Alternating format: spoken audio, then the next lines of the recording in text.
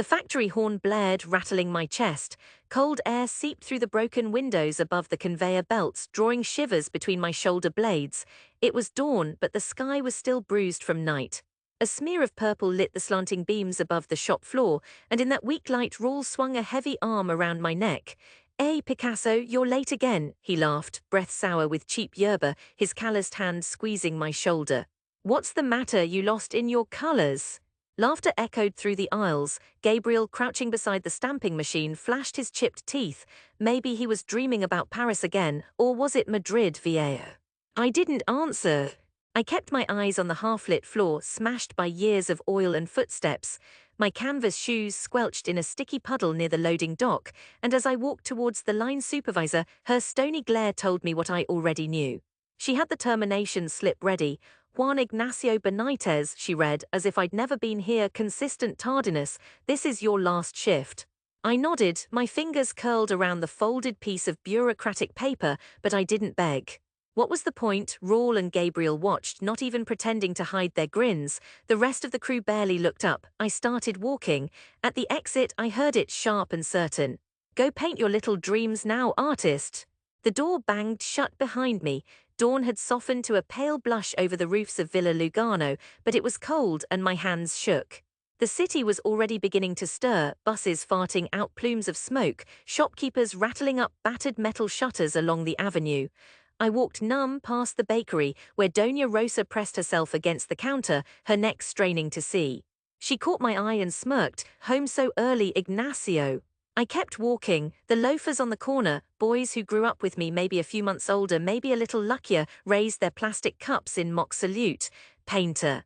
I need my wall done. Can you make it look like Boca won the Campeonato again?"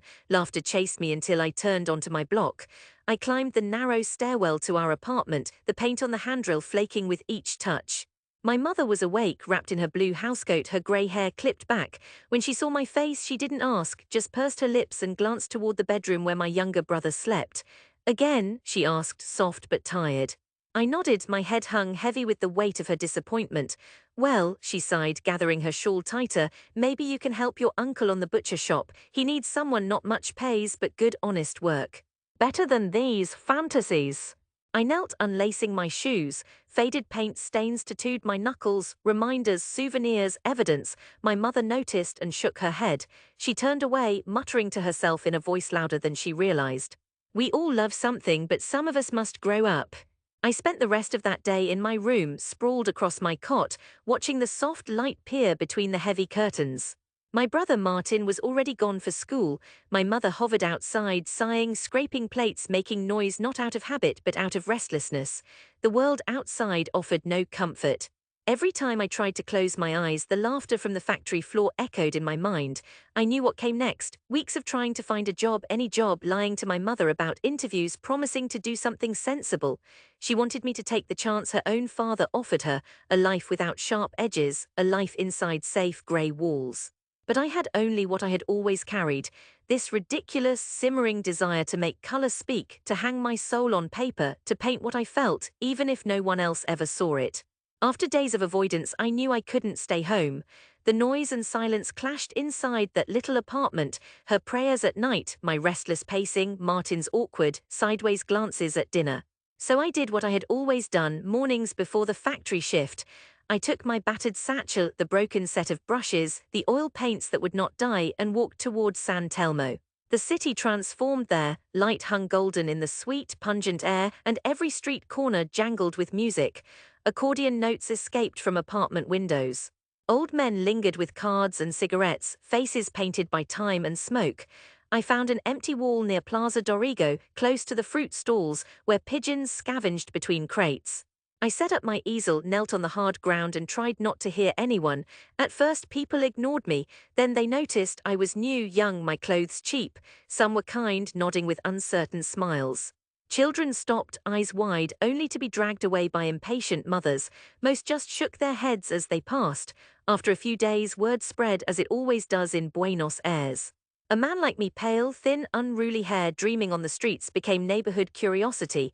"Are you really an artist?" an old woman asked, squinting at my half-finished painting, a moody abstract splash of color evoking the city's rain-soaked dawns.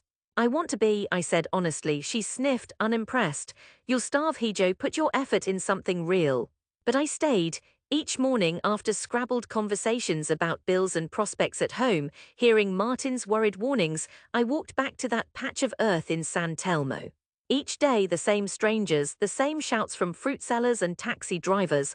Some nodded, most didn't. Sometimes the humiliation pressed so tight in my chest I couldn't breathe. At night, I lay on the mattress in our cramped bedroom, staring up at the cobwebs, wondering if I was doomed to be a ghost watching the world whirl past, never belonging, never heard. Once, on a rare gusty Saturday, my cousin Paula and her boyfriend strolled by while I fumbled with a canvas. She stopped, her laughter bright. "Mama told me you lost your job," she teased. "So this is the new plan, sketching for tourists, que tragedia." Her boyfriend grinned. He worked at the local branch of Banco Nacion, pressed and polished with slicked back hair. I didn't reply, but the shame spread hot and sticky all over me. I left the plaza early that day, paints half dried, brushes brittle with regret. But time is patient, and humiliation is only one thread in the tapestry. Seasons shifted, summer pressed its heat along the avenues, then winter's damp chill settled in my bones. My mother stopped asking. Martin grew taller, his voice deepening, and when he looked at me, sometimes there was pity, sometimes something like envy. I painted in San Telmo. I painted the smog-shrouded sunsets, the idle lovers on benches, the grocer pinching coins from his apron. Sometimes I made 20 pesos, sometimes none, but I painted.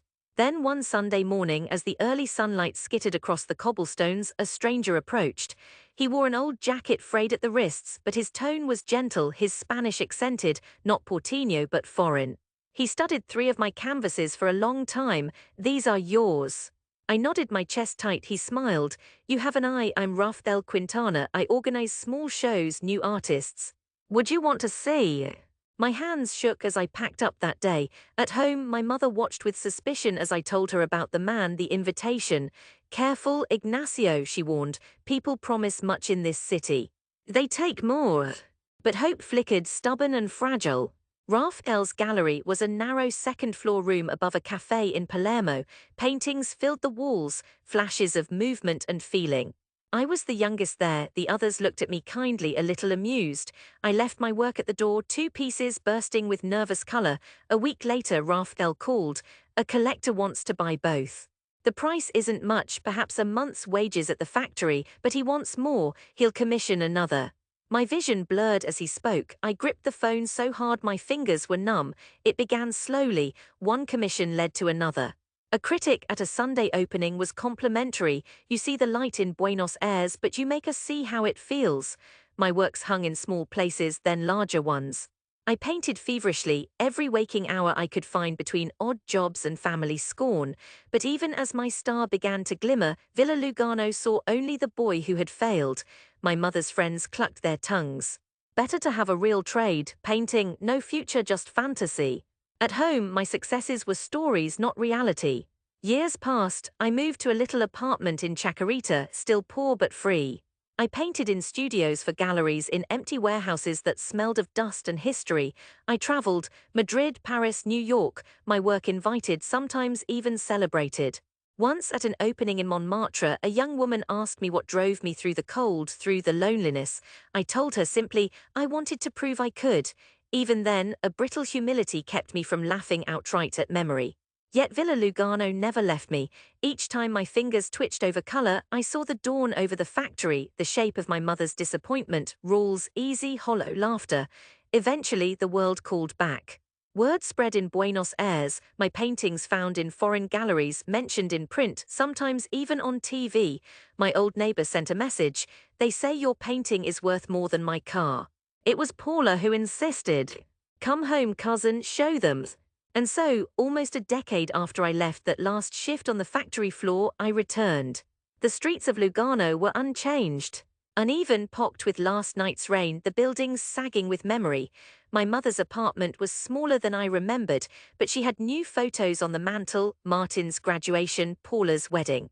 I brought 2 paintings with me, wrapped carefully, one of the city at dusk, another of San Telmo's swirling, bustling promise. I carried them under my arm. My mother eyed the packages suspiciously, concern edged with pride. At home, whispers rushed through the stairwells. By dusk, neighbors perched in open windows, children bouncing coins along the street, eyes wide.